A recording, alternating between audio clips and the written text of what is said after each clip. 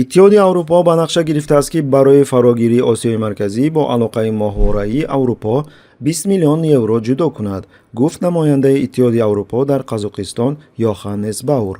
ба гуфтаи ин мансабдор, лоиҳаи аврупоӣ аз Starlink беҳтар аст, зеро моҳвораҳои Илон Маск дар атрофи Замин дар мадори паст ва моҳвораҳои аврупоӣ дар мадори миёна давр мезананд. And Europe are coming closer together and becoming more and more connected. Kazakhstan is a crucial partner for the EU. Kazakhstan is an important player on the international stage and in the region. намояндаи иттиҳоди аврупо қайд кард ки бештари маблағҳо ба Қазоқистон, Қирғизистон ва Ӯзбекистон равона хоҳанд шуд. эҳтимол инҳо кишварҳои аслии минтақа ҳастанд ки иттиҳоди аврупо мехоҳад тавассути шабакаҳои интернетии худ ба аҳолӣ таъсир расонад.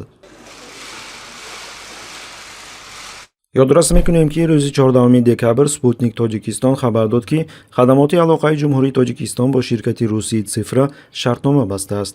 ҳуҷҷатро сардори раёсати Тоҷикистон Бек Сабур ва директори генералии ширкати Цифра Сергей Емельченков имзо карданд.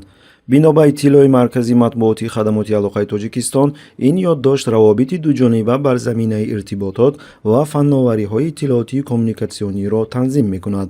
он ба рушди амнияти шабака, системаҳои тиҷорати электронӣ, ҳуҷҷатҳои электронӣ, хадамоти почта ва IP телефония нигаронида шудааст, хабар доданд дар хадамот. Уважаемый Владимир Владимирович, благодарю вас за решение наградить меня орденом за заслуги перед Отечеством.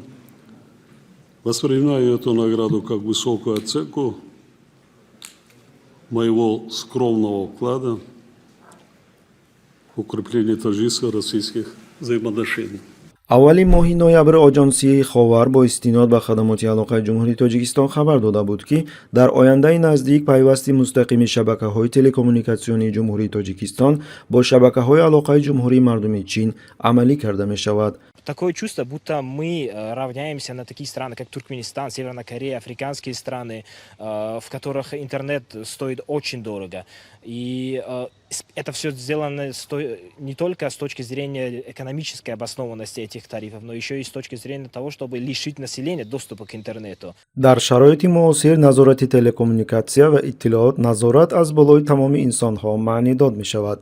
маҳз ба ҳамин далел аст ки чунин муборизаи ҷиддӣ миёни Чин, Русия, Иттиҳоди Аврупо ва Амрико бар сари мухобироти Осиёи марказӣ сурат гирифтааст. сиёсатшиносон аллакай эълон карданд ки замон замони ҷангҳои гибридӣ аст, ки дар он таблиғ ва манипулятсияи шуъури оммавӣ нақши калидӣ мебозад.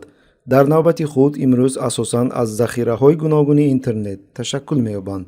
илова бар ин, маҳз дар 10 солаи охир нақши калидии шабакаҳои иҷтимоӣ дар инқилобҳо, эътирозҳои мардумӣ ва ҳатто даргириҳои мусаллаҳона ошкор гардид.